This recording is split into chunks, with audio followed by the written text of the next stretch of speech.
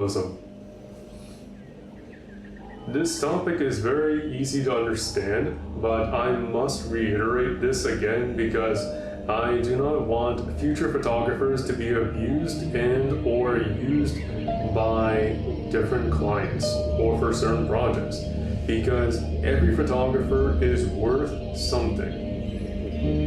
Now, the differences between a hobbyist and a professional photographer, I do not need to go in greater details, but the information is still true. The fact that a hobbyist is a photographer that has no restrictions, while a professional photographer has responsibilities.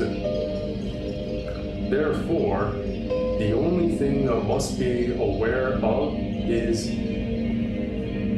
a hobbyist photographer, professional photographer, and now, alas, a charity photographer.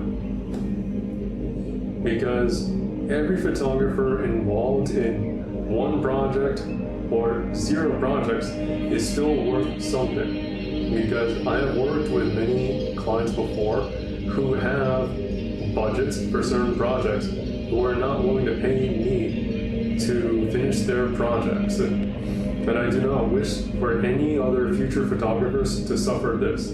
Therefore, you must be very aware of the situation, because it is very easy for anyone to say, come and shoot photos for us. We will repay you with this, or we will repay you with that.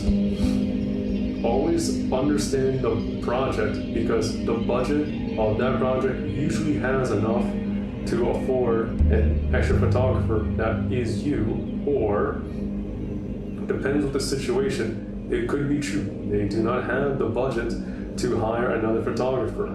It depends, but usually those who are willing to work as a photographer, even when the budget is low or has 0 budget, you are always worth something.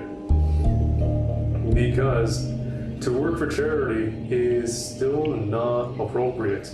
You are always worth something. No matter what equipment you use or how you achieve the look, the time, effort, and the passion towards completing the project with you is still worth more than what anyone could say. Do not forget this. I struggled to learn this myself, because there are times when I volunteered for charity and clearly the person with the project could have hired me. But no, I offered my services for charity just because I wanted to help or for personal reasons. Do not allow this to happen to you. Know the differences between a hobbyist, professionalist, and a charity photographer, because these 3 different types of photographers, yes, this is very easy to understand, but in practice it could be very difficult to understand and then commit, because I personally do not enjoy seeing people being disregarded, hurt, or not being pleased with what I had to say, because the project is worth more, because I don't like to disappoint people, because I like to help people. I personally love to help people. When there's someone they need, I will go and help. There's usually no questions involved, but the only questions I do ask are, what of the project? How can I help? And then finally, how is it?